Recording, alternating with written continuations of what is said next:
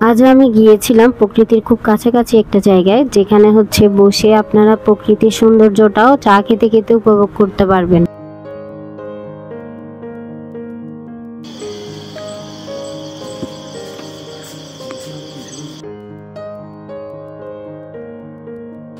High সবাই, কেমন আছেন? আশা করছি ভালো আছেন। যেহেতু আমার সকাল সকাল উঠতে হয়েছে, তো আমি ভালো করে চোখ মুখ ধোয়ার পরও চোখে দেখছিলাম না, এত মুছার পরও চোখে দেখছিলাম না। দেন আমি তাড়াতাড়ি ফ্রেশ হয়ে চলে আসি রেডি হতে। কেউ আমার চুলের এই ধরনের জট দেখে ভাববেন না যে আমি সন্ন্যাস গ্রহণ করছি। এগুলো আসলে চুলটাকে একটু করে সেট করতে চেয়েছিলাম, কারণ সকাল সকাল যেহেতু চলে যেতে হবে, এগুলো করার সময় পাবো না, রাতেই করে রাখছিলাম, যার কারণে এখন খুলতে গিয়ে 12টা বাজছে। যেহেতু আমার তাড়াতাড়ি 8টার মধ্যে নতুন বেশ থাকতে হবে, তো আমি তাড়াহুড়া করে ফ্রেশ হয়ে এসে রেডি হয়ে বের হয়ে যাওয়ার চেষ্টা করি।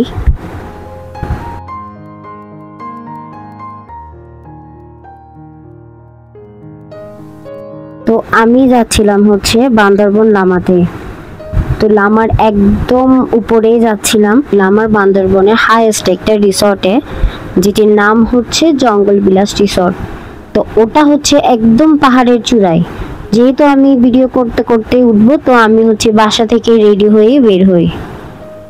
কথা বলতে বলতে আমি রেডিও হয়ে গিয়েছি।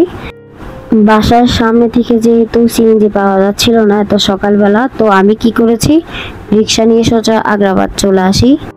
আগ্রাবাদ এসেও সেম অবস্থায় ছিল, কোনো সিএনজি ছিল না, তারপরেও একটা পেয়ে গেছিলাম হুট করে। দেন আমি নবাবিয়ানা রেস্তোরাঁতে বসে কিছু হালকা নাস্তা করে নিয়েছিলাম, দেন বাকিদের জন্য অপেক্ষা করছিলাম। এখানে এসে আমরা দুর্ভাগ্যবশত জানতে পারি, যেহেতু আজকে ছিল মেয়ের 1 তারিখ, তো আমরা কোনো বাস পাবো না, আর বাস পেলেও ওগুলো 12টার পর, আর আমাদের চেকিং ছিল 10টা করে। তো 10টা করে যেহেতু আমাদের তাড়াহুড়ো করে চলে যেতে হচ্ছিল, তো আমরা ওইখান থেকে সোজা সিএনজি রিজার্ভ ভাড়া করে চলে গিয়েছিলাম চকরিয়া বাস স্ট্যান্ডে। অবশ্যই যেহেতু মে ডে ছিল, তার কারণে আমাদের এভাবে আসতে হয়। নতুন ব্রিজ থেকে বাস কাউন্টার আছে, বাস পাওয়া যায়, যেগুলো সরাসরি চকরিয়া বাস স্ট্যান্ডেই নামিয়ে দেয়। বাস ভাড়া মূলত 120 টাকা করে পড়বে। দেন ওইখান থেকে কিছু চাঁদের গাড়ি অথবা সিএনজি পাওয়া যায়। চাঁদের গাড়ি করে আসতে হলে আপনাদের অবশ্যই এনআইডি কার্ড সাথে করে নিয়ে আসতে হবে, কারণ এখানে কিছু চেকপোস্ট আছে যেখানে চেক করা হবে।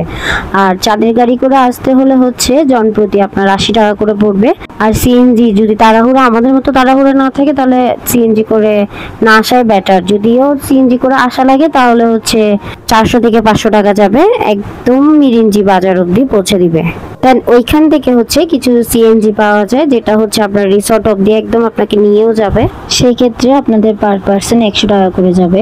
কথা বলতে বলতে আপনারা হয়তো খেয়াল করেছেন আমি রিসর্টে চলে এসেছি। রিসর্টের গেটটা অবশ্যই আপনারা খেয়াল করেছেন হয়তো।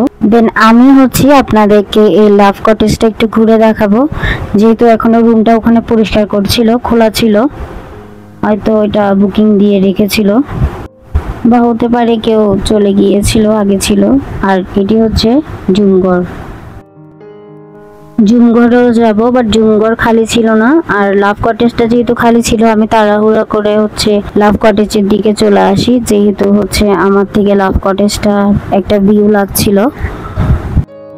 আচ্ছা, এই রুমটাতে কোনো পাখাই নেই, মানে গ্রীষ্মকালে যারা আসবে তারা খুব গরমেই কাটাতে হবে। আর আমি যতটুকু জেনেছি, এখানে পাখা লাগানো হবে, এখানে কাজ চলছিল, আর সুইচও লাগানো হয়েছিল, এটা আমি দেখেছি, বাট ভিডিওটা নেওয়া হয়নি। দেন এটা ওয়াশরুম। বাই দ্য ওয়ে, এই কটেজটাতে পার্সোনাল কোনো আয়না নেই, যাতে রেডি হওয়া যায়, শুধু এই ওয়াশরুমেরটাই আছে।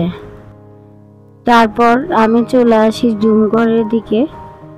জুমঘরটাতে তখন লোক থাকার কারণে আগে এখানে আসা হয়নি। কটেজ কিংবা পট হাউস বা টেন্ট যারা নেবেন, তারা সব দিক থেকে প্রকৃতির সৌন্দর্যটা উপভোগ করতে পারবেন, কারণ এখানে সব জায়গা থেকে ভিউটা দেখা যায়। অবশ্যই প্রিমিয়াম পট হাউসে একটা ব্যালকনিও আছে, যেটা থেকে সেম ভিউটাও পাবেন। ওটাও দেখানো হবে। আগে জুম ঘরটা একটু দেখিয়ে নিই, দেন আমি চলে যাব লাঞ্চে, যেহেতু অনেকটা লেট হয়ে গিয়েছিল আর রুম দেখাতে দেখাতে প্রায় 4:30টার মতো লেগেছিল, কারণ জুম ঘর খালি ছিল না। জুম ঘরে মূলত 8 থেকে 10 জন অনায়াসে থাকতে পারেন, কারণ এটা একটা অনেক বড় জায়গা। আর মেবি এখানে হচ্ছে বেড বাড়াতে হলে এক্সট্রা পেমেন্ট করতে হয়।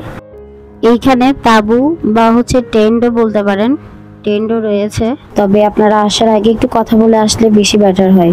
এখানে যিনি ম্যানেজার উনি খুব কাইন্ডফুল একটা মানুষ, আর সেটা কেন আমি হচ্ছে ভিডিওর শেষের দিকে যাওয়ার সময় করে আমি হচ্ছে বলে দিব কেন এই কথাটা বললাম।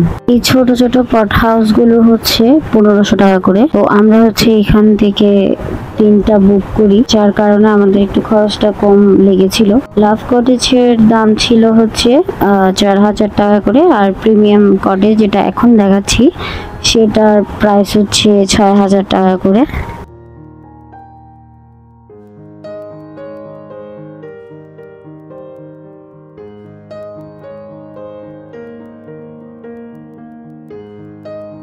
প্রিমিয়াম পট হাউসটার একটা জিনিস সুন্দর লেগেছিল, সেটা হচ্ছে ব্যালকনির সাইডটা। ওইখান থেকে হচ্ছে পুরো ভিউটা আপনি খুব সুন্দর করে এনজয় করতে পারবেন ব্যালকনিতে বসে বসে।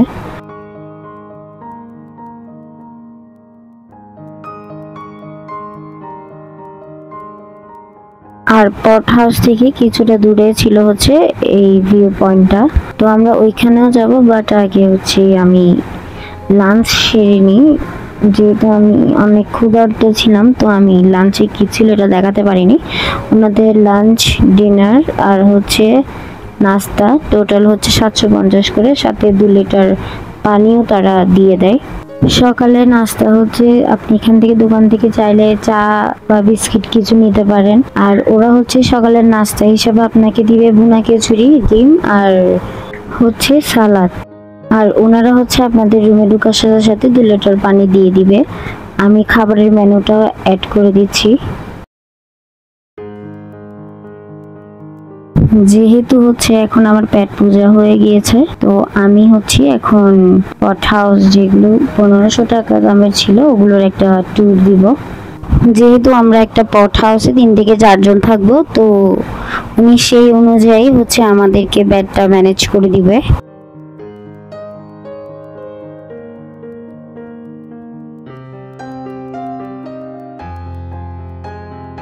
দেন আমি হচ্ছে রেডি হয়ে একটু ছবি ভিডিও করার জন্য চলে যাই লাভ কটেজের দিকে, যেহেতু এখনো ওইখানে কেউ আসেনি। তো আমরা সবাই প্রায় ওইখানে ভিডিও থেকে শুরু করে ছবি সব তুলেছি। দেন জুমগড়েও সেম, জুমগড়ে যারা ছিল ওনারাও চলে গিয়েছিল। এক প্রকার কিছুটা লাকি ছিলাম, কারণ হচ্ছে পরিস্থিতি ভালো ছিল না, যেহেতু তো সব দিকে হচ্ছে বৃষ্টি হচ্ছিল। এইখানেও রাত হতে না হতে হচ্ছে বজ্রপাত ছিল, বাট কোনো বৃষ্টি হচ্ছিল না। দেন আমাদের হচ্ছে ডিনারে ছিল বারবিকিউ আর 3টা পরোটা। তো যেখানে হচ্ছে বারবিকিউ করছিল আমরা ওইখানে গিয়েছিলাম, ওখানে গান বাজনা করছিল অনেকে, কেউ কেউ বারবিকিউ বানানোটা এনজয় করছিল। পাখিদের এই কিচিরমিচির শব্দটা হচ্ছে শহরেও শোনা যায় না। সকাল সকাল, সকাল নয় তবে এটা ভোর ছিল, ক্যামেরাতে বোঝা যাচ্ছিল না। খুব এনজয় করছিলাম আমি এই আওয়াজটা। দিন সকালে হচ্ছে ফ্রেশ হয়ে চা খেয়ে নিই, যেহেতু 9টা-10টা করে আমাদের নাস্তা দেওয়া হবে, ওই যে ভুনো খিচুড়ি আর হচ্ছে ডিম। এখন আমাদের হচ্ছে বের হওয়ার টাইমে হচ্ছে একটা বিপদ ঘটে যায়, সেটা হচ্ছে এই মেঘ আসতে না আসতেই হচ্ছে বৃষ্টি শুরু হয়ে যায়। আমরা হচ্ছে এই দিকটায় ছবি তুলছিলাম, বৃষ্টি শুরু হয়ে যাওয়ার কারণে হচ্ছে আমরা ওইখান থেকে সরাসরি ব্যাক করি। যেহেতু আমরা দুপুরে এসেছিলাম তেমন একটা ছবি ভালো করে তোলা হয়নি সব দিকে, তো আমরা হচ্ছে রেডি হয়ে ব্যাগ গুছিয়ে গিয়েছিলাম ছবি তোলার জন্য, বাট কি করার, কপালটা খারাপ ছিল, যার কারণে হচ্ছে আমাদের ব্যাক করতে হয়। দেন এই জায়গাটা হচ্ছে সেম জায়গা আমাদের পট হাউস থেকে দেখা যাচ্ছিল। এটা হচ্ছে বৃষ্টি পড়ার পরে সব মেঘ হচ্ছে গায়ের কাছেই চলে এসেছিল, মানে এত সুন্দর লাগছিল তা বলার বাইরে। আমরা হচ্ছে বৃষ্টি শেষ হওয়ার পরে ওই উপর দিকটাতে একটু গিয়েছিলাম, যেটা হচ্ছে ভিউ পয়েন্ট নামেই পরিচিত। জায়গাটা অনেক সুন্দর হলে কি হবে, দুর্ভাগ্যবশত হচ্ছে এখানে তেমন একটা ভিডিও করা হয়নি আর ছবিও তোলা হয়নি, যেহেতু বৃষ্টি এসে গিয়েছিল। আর এই বৃষ্টিটা সেই 10টা থেকে শুরু করে পুরো 3টা অবধি টানা পড়ছিল, যার কারণে হচ্ছে আমরা বের হতে পারিনি। আপনাদেরকে আমি ভিডিওর ফার্স্টে বলেছিলাম এখানের ম্যানেজারটা খুব ভালো, খুব হেল্পফুল ছিল। এটা বলার কারণ হচ্ছে আমাদের চেক আউটের টাইম ছিল 11টা। তো যেহেতু বৃষ্টি আসে তাও আমরা হচ্ছে বের হতে পারি না, তো উনি নিচ থেকে আমাদেরকে বলে যতক্ষণ ইচ্ছা থাকার জন্য, যতক্ষণ অব্দি বৃষ্টি না কমে, মানে ওখানে স্টে করার জন্য। বৃষ্টি শেষ হওয়ার পর এই মেঘটা ওনার কারণে দেখতে পেরেছিলাম, কারণ হচ্ছে আমরা বৃষ্টির কারণে কেউ রুম থেকে বেরোচ্ছিলাম না, তো রুমে বসে আড্ডা দিচ্ছিলাম। উনি আমাদেরকে ডেকে বলে বাইরে এসে দেখার জন্য। দেন আমরা হচ্ছে বাইরে বেরিয়ে এসে ভিউটা দেখি। দেন আমরা চেক আউট করে হচ্ছে বাসার উদ্দেশ্যে রওনা হলাম, বাট শহরে এসে দেখলাম ঠাটা রোদ ছিল। ওকে, দেখা হচ্ছে নেক্সট ব্লগে, ভালো থাকবেন, টাটা।